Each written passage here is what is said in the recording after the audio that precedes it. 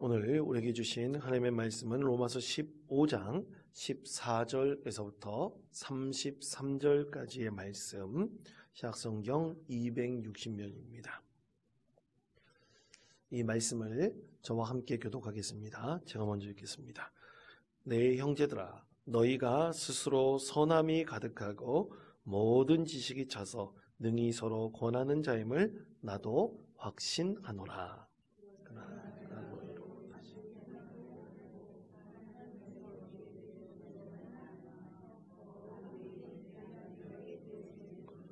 이 은혜는 곧 나로 이방인을 위하여 그리스도 예수의 일꾼이 되어 하나님의 복음의 제사장 직분을 하게 하사 이방인을 제물로 드리는 것이 성령 안에서 거룩하게 되어 받으실 만하게 하려 하심이라.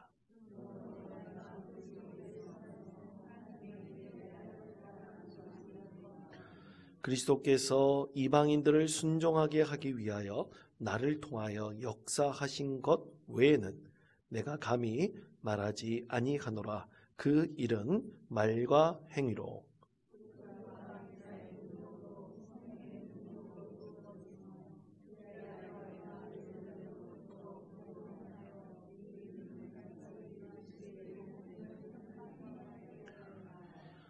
또 내가 그리스도의 이름을 부르는 곳에는 복음을 전하지 않기를 힘썼노니 이는 남의 터 위에 건축하지 아니하려 함이라.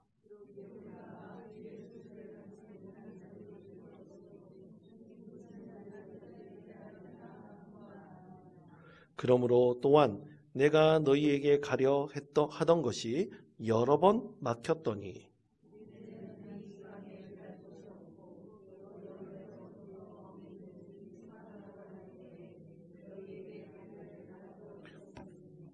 이는 지나가는 길에 너희를 보고 먼저 너희와 사귐으로 얼마간 기쁨을 가진 후에 너희가 그리로 보내주기를 바람이라.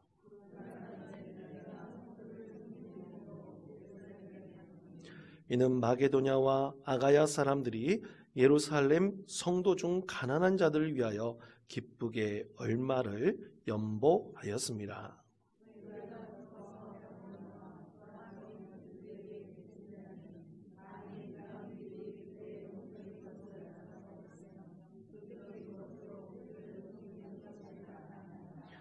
그러므로 내가 이 일을 마치고 이 열매를 그들에게 확증한 후에 너희에게 들렀다가 서바나로 가리라.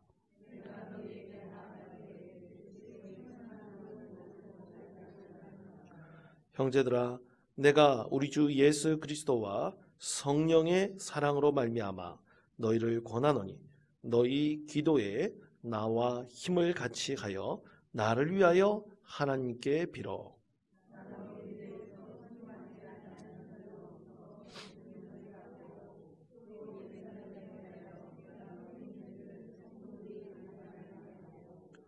나로 하나님의 뜻을 따라 기쁨으로 너희에게 나아가 너희와 함께 편히 쉬게 하라.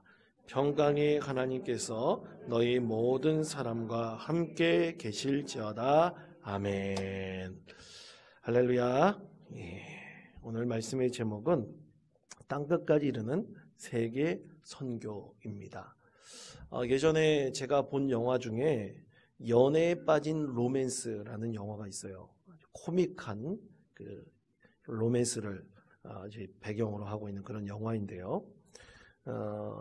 그 영화의 대사 중에 아주 인상 깊은 대사가 하나 있습니다. 이런 대사가 있습니다. 제가 제일 좋아하는 작가가 이런 말을 했어요. 사랑을 해보지 않은 자는 소설을 쓸 수 없다. 그래서 그런가 제가 그 이후로 소설을 다시는 쓰지 못하겠더라고요. 이런 대사가 있습니다. 그러니까 이 주인공이 글을 쓰는 사람인데, 야, 너는 사랑을 한 번도 해보지 않고 어떻게 사랑에 대해서 글을 쓸 수 있느냐? 그 말을 했더니만 그게 마음에 걸려서 내가 사랑에 대해서 한 번도 해보지도 않았는데, 경험해보지도 않았는데 내가 어떻게 글을 쓸 수 있을까? 소설을 쓸 수 있을까? 그 다음은 또 한 번도 이 로맨스에 대한 글을 쓸 수 없었다. 그런 내용입니다. 여러분, 정말 우리가 사랑을 경험해 보지 않고 또 사랑에 대해서 내가 연애에 빠져보지도 않고 또 그러지 않았으면 사랑을 정말 알 수 없을까요? 여러분, 카톨릭 신부, 수녀들은 어떨까요? 그들은 결혼 못하지 않습니까? 그들은 오직 하나님과 특히 예수님과 그들은 결혼한 존재들이라고 그런 그들을 믿고 있죠. 그런데 그들이 로맨스에도 빠져보지도 않고 또 결혼해서 자녀도 양육해보지 않았는데 이 카톨릭 신부나 수녀가 이 성도들을 상담할 때가 있을 거 아닙니까? 자기 교인들을 상담할 때가 있을 거 아니에요. 그러면 가정의 문제를 가지고 오고 뭐 자녀의 문제를 가지고 왔을 때 과연 상담할 수 없을까요? 여러분 어떻게 생각하십니까? 여러분 예를 들어 제가 상담을 공부하고 또 실제 상담 현장에 투입되었을 때가 있었어요. 상담을 해야 되는데 어떤 한 여성이 이 부부의 문제를 가지고 상담을 요청한 적이 있었습니다. 저보다 나이가 많은 분이었어요. 근데 저는 젊은 사람이었었거든요. 근데 젊은 사람이 나이가 많은 분을 상담하게 된다는 것도 어떻게 보면 좀 이 마음에 부담감이 있는데 이 상담한다는 것, 이 부부 문제 가지고 상담한다는 것이 여간 쉬운 일이 아니었습니다. 그래서 필요한 것이 있죠. 그것은 저에게 상담을 가르쳐주는 슈퍼바이저가 있는 거예요. 슈퍼바이저에게 이 상담 내용을 함께 공유하면서 어떻게 하면 더 효과적인 이 상담을 할 수 있을까? 이 슈퍼바이저가 지도를 해주는 거예요. 그러면 이 상담자는 자기가 맡은 이 내담자를 더 잘 도와주고 상담을 해서 그가 온전하게 이 마음에 여러 가지 갈등과 상처들을 회복할 수 있도록 만들어주는 거죠. 그럼 슈퍼바이저가 어떤 역할을 하는 것입니까? 간접적인 경험을 통해서 가르침의 역할을 감당해 주는 거예요. 여러분 이처럼 많은 배움과 훈련을 통해서 상담자가 훌륭한 상담자로 거듭날 수 있듯이 여러분 사랑이라는 것도 그렇게 되지 않겠습니까?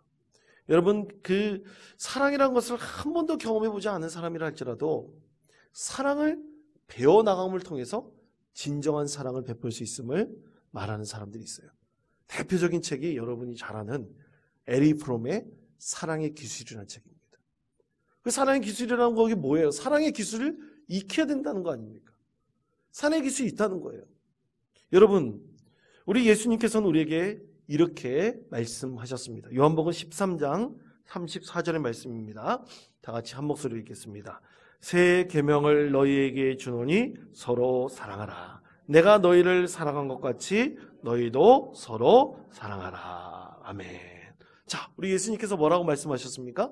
내가 너희를 뭐한 것 같이요?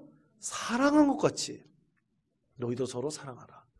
누구에게 사랑을 배운 거예요? 예수님께 사랑을 배운 거죠.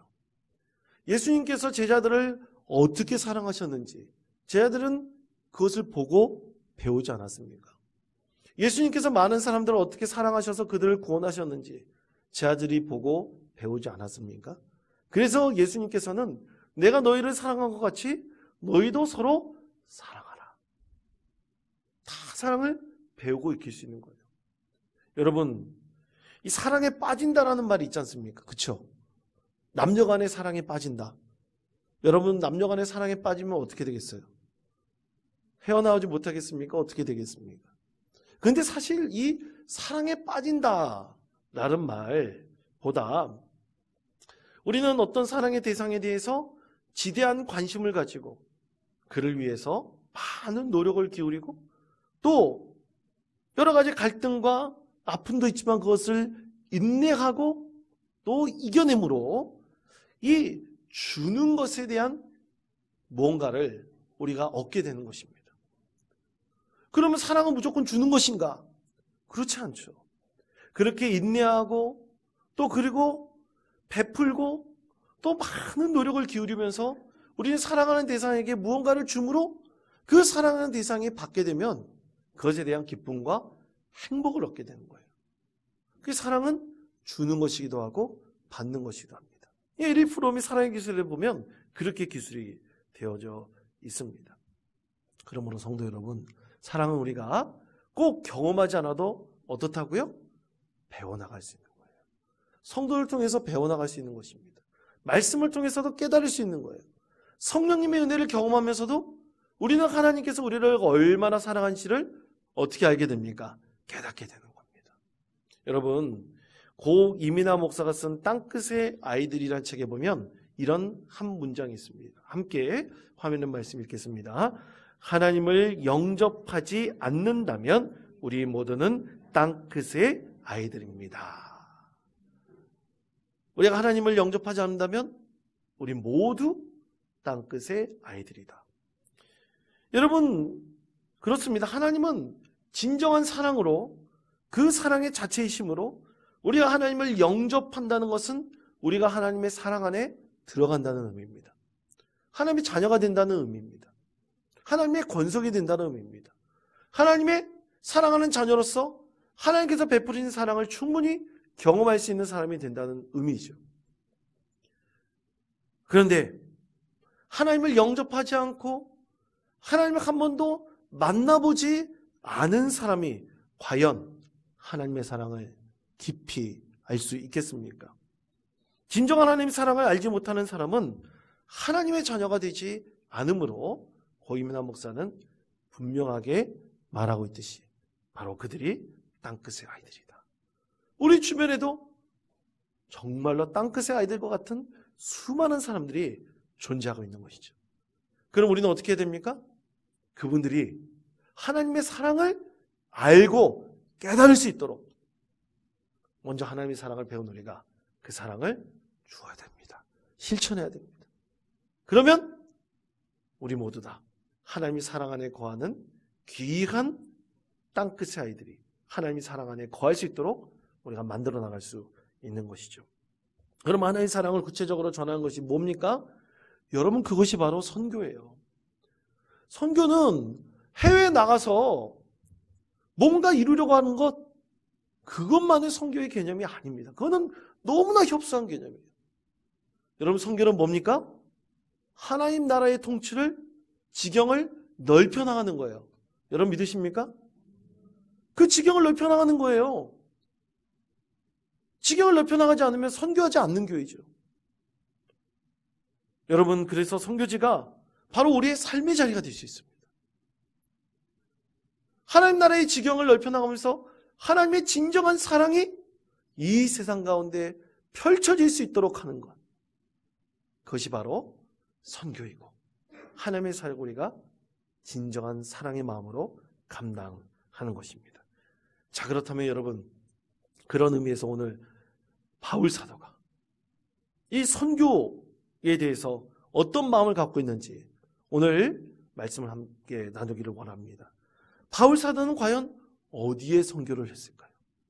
그가 어디에 선교를 하고 또 그 선교의 대상에 대해서 그가 갈망하면서 그가 과연 무엇을 하나님 앞에서 이루기를 원하였을까요? 오늘 그것을 우리 그리스도인의 삶의 자리에 한번 적용하면서 은혜를 나눌 수 있는 저와 여러분 되시기를 바랍니다. 자, 첫 번째로 바울은 예루살렘에서 일루리곤까지 선교하기를 간절히 원했습니다. 자, 로마서 15장 18절에서부터 20절까지 말씀입니다. 자, 우리 다 같이 이 세 절의 말씀을 한 목소리로 읽겠습니다. 그리스도께서 이방인들을 순종하게 하기 위하여 내가 감히 말하지 아니하노라. 그 이름 말과 행위로 표적과 기사의 능력으로 성령의 능력으로 이루어졌으며 그리하여 내가 예루살렘으로부터 두루 행하여 일루리곤까지 그리스도의 복음을 편만하게 전하였노라. 또 내가 그리스도의 이름을 부르는 곳에는 복음을 전하지 않기를 힘썼노니 이는 남의 터 위에 건축하지 아니하려 함이라. 아멘. 자, 바울 사도는요, 오늘 첫 번째 그가 선교지를 정할 때 분명한 자기의 바운데리를 정했습니다. 자, 두 가지를 정했던 것을 알 수 있는데, 첫 번째는 그는 하나님께서 그를 통해 역사하신 은혜, 그가 배운 것, 성령께서 깨닫게 하신 것, 그는 그것만을 가르치고 전했습니다. 다른 것을 가르치고 전하지 않았어요. 오직 그는 배우고 익힌 것이 아니면 그는 절대로 전하지 않겠다. 오늘 그 한계를, 바운더리를 분명하게 하고 있습니다. 그러면 왜 그렇게 했을까요? 그렇게 하지 않고서는 사실 여러분, 우리는 하나님의 일을 감당하다가 자칫 잘못하면 내 자신의 의가 하나님 것인 양 드러날 수 있기 때문이죠. 바울사도 이것을 굉장히 경계하였어요. 그가 많은 지역에 다니면서 선교를 할 때 많은 사람들이 그를 칭송하고 그를 따르고 그를 높이는 것에 유혹받지 않기 위해서 그는 철저하게 우리 하나님께서, 성령님께서, 예수님께서 깨닫게 해주신 것, 가르쳐 주신 것만을 전하겠다. 그는 그렇게 그의 바운더리를 분명히 정했습니다. 여러분, 오늘날도 마찬가지입니다. 오늘날 선교할 때 자기 의를 드러내는 경우가 참 많습니다. 여러분, 한국 교회가 엄청나게 많은 선교를 하고 있거든요. 해외에 엄청나게 많은 선교를 하고 있어요. 그런데 사실 조직적으로 되지 않는 경우가 굉장히 많아요. 그래서 어떻게 보면 이 선교지에 선교센터를 덩그러니 지어놨는데 텅 비어있는 곳도 굉장히 많습니다. 그리고 자기 스스로 선교사래요. 그리고 외국에 나가서 이 선교해달라고, 또 어떤 지역에 도와달라고 한국에 있는 교회들에게 요청하는 경우가 굉장히 많아요. 그러다가 실제로 어떤 교회는 사꾼인 이 선교사에게 붙들려가지고 사기를 당하는 경우도 있습니다. 참으로 낭망한 일이죠. 이런 일들이 분명히 지금 우리 가운데서도 일어나고 있습니다. 그래서 여러분, 이 바울 사도가 오늘 그가 자신의 한계를 분명히 정하고 있듯이 반드시 선교는 훈련받고 배우고 또 하나님께서 가라고 할 때 가야 되는 분명한 하나님의 사역입니다. 그래서 우리가 선교를 한다 그럴 때는 반드시 계획이 있어야 돼요. 목적이 있어야 됩니다. 그리고 시스템이 갖춰져야 돼요. 마음대로 할 수 있는 것이 결코 아니에요. 그런 자칫 잘못하면 자기 의만을 드러낼 수가 있습니다.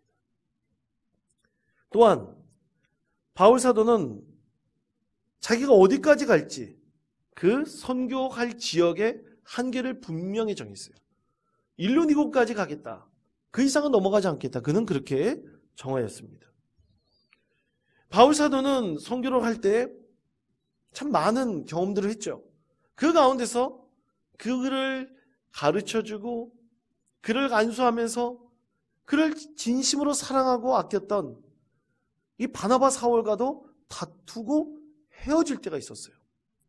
바나바의 생질인 이 마가 요한 때문에 서로 다투어서 서로 갈라질 때가 있었죠. 그러나 어떻게 보면 이것도 하나님께서 계획하신 것입니다. 하나님께서 그렇게 이루신 거예요. 하나님께서 바울 사도에게 주신 한계를 분명히 하시고 이 바나바 사도에게 주신 이 한계도 분명히 하신 거예요. 그래서 오히려 시너지 효과를 발휘할 수 있도록 하나님께서 그 한계선을 분명히 정하셨던 것입니다. 오늘날도 마찬가지입니다. 우리나라 처음 선교사들이 들어왔을 때 여러분, 외국의 선교사들이 막 선교하지 않았어요. 그들이 선교할 지역과 대상을 분명히 정했습니다. 그래서 미국 북장로에는 어디를 선교를 할 것인지, 미국 남장로에는 어디를 선교할 것인지, 호주의 북장로에는 어디를 선교하고 감리교는 어디를 선교하고 다 이런 한계들을 다 정했어요. 그래서 이 한반도 전체가 복음으로 새롭게 될 수 있도록 그들의 선교와 방향을 분명히 정하였던 것입니다.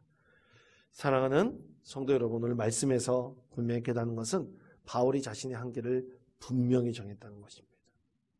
오직 하나님께서 가르쳐 주신 대로 성령님께서 깨닫게 주신 것만, 또 예수님께서 말씀하신 것만 가르치는 분명한 한계를 정했다는 것을 통해서 우리도 복음을 전할 때 내가 분명히 어떤 목적을 가지고 어떻게 복음을 전해야 할지 분명히 그 한계를 분명히 정하고 또 하나님 뜻을 이룰 수 있는 믿음의 성도들이 되어야 합니다. 두 번째로는 바울 사도는 로마로 가기를 소망했습니다.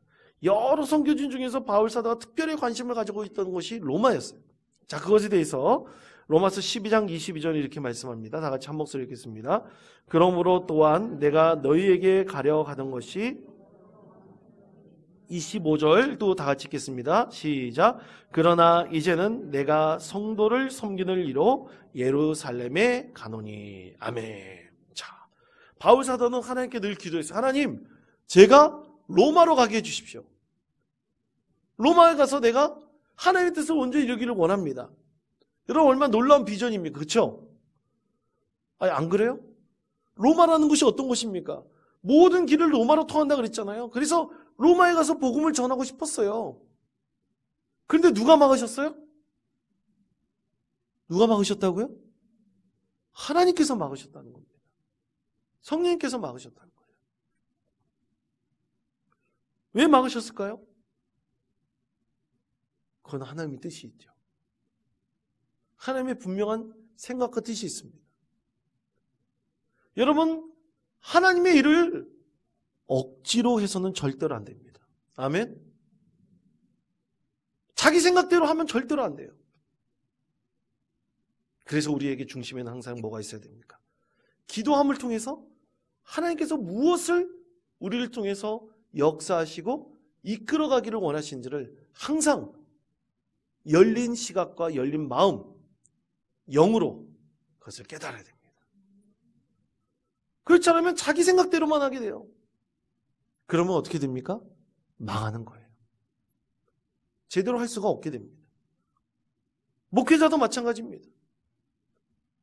목회자가 자기 뜻대로 모든 것을 행한다? 반드시 사단이 일어납니다. 잘못된 길로 갈 수밖에 없어요. 오늘 바울 사도는 그것을 너무나 잘 알고 있었습니다. 자기는 어디로 가고 싶었다고요? 큰 목소리로 얘기해 보십시오. 어디로 가고 싶었다고요?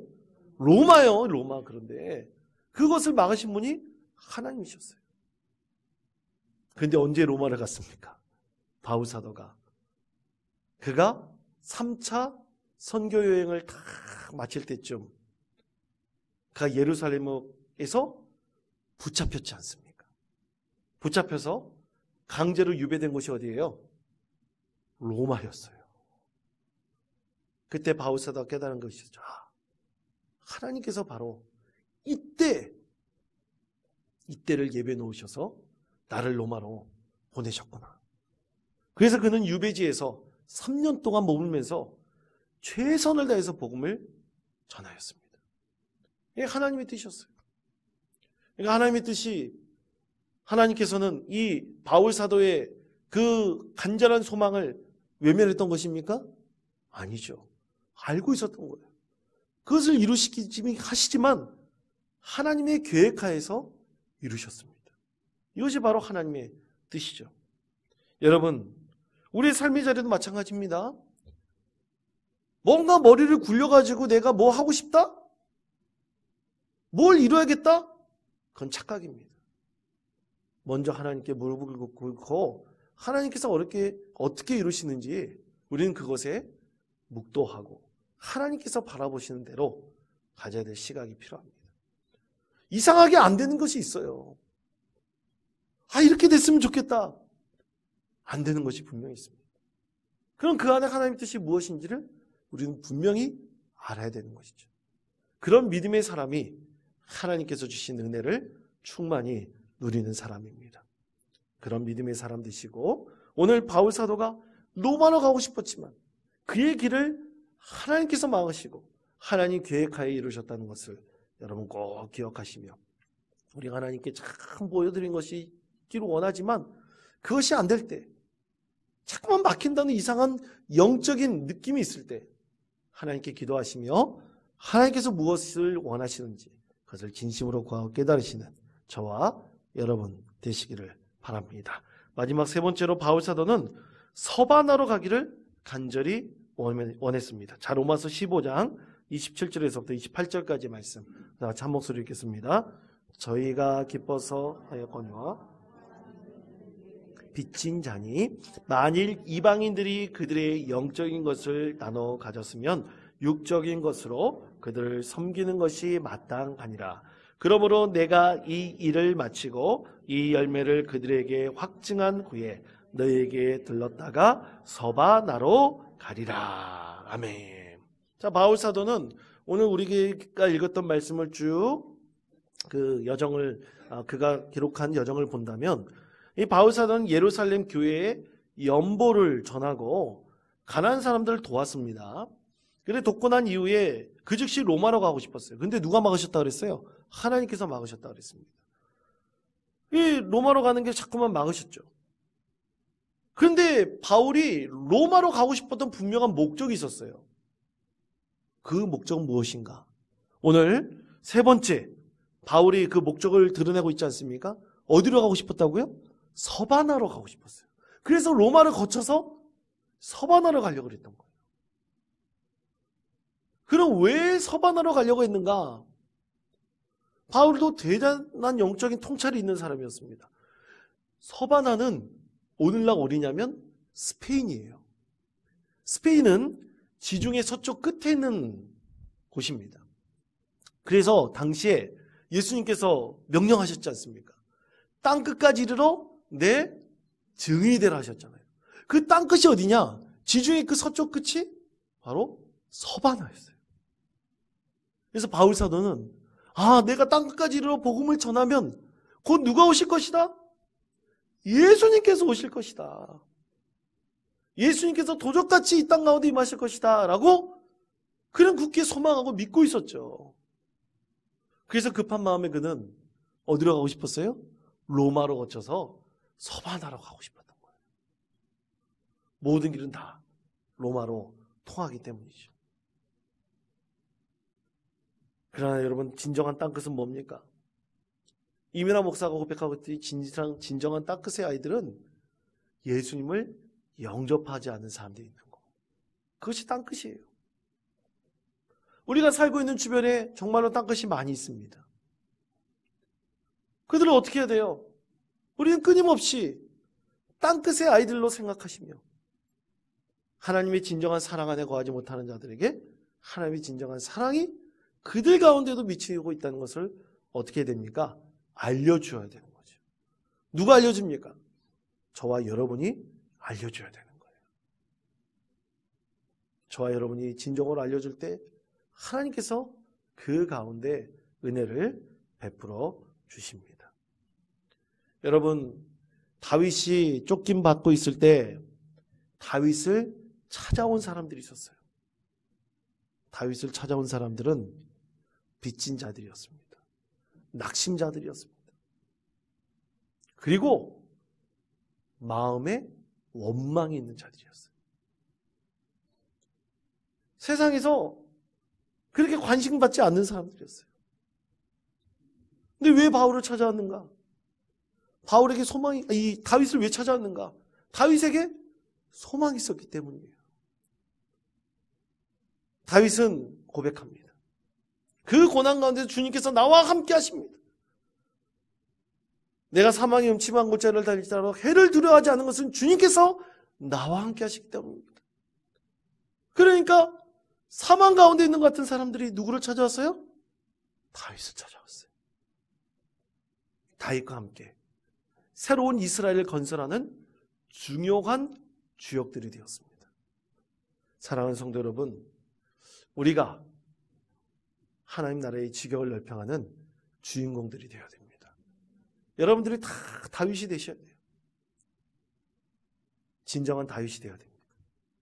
주님께서 나와 함께 하시고 주님께서 나를 통해서 역사하신다는 것을 믿고 하나님의 뜻을 겸손히 이룰 수 있는 믿음의 자녀들이 되기를 구해야 됩니다. 그때 하나님께서 여러분을 통해서 하나님 나라의 지경을 넓혀가실 것입니다.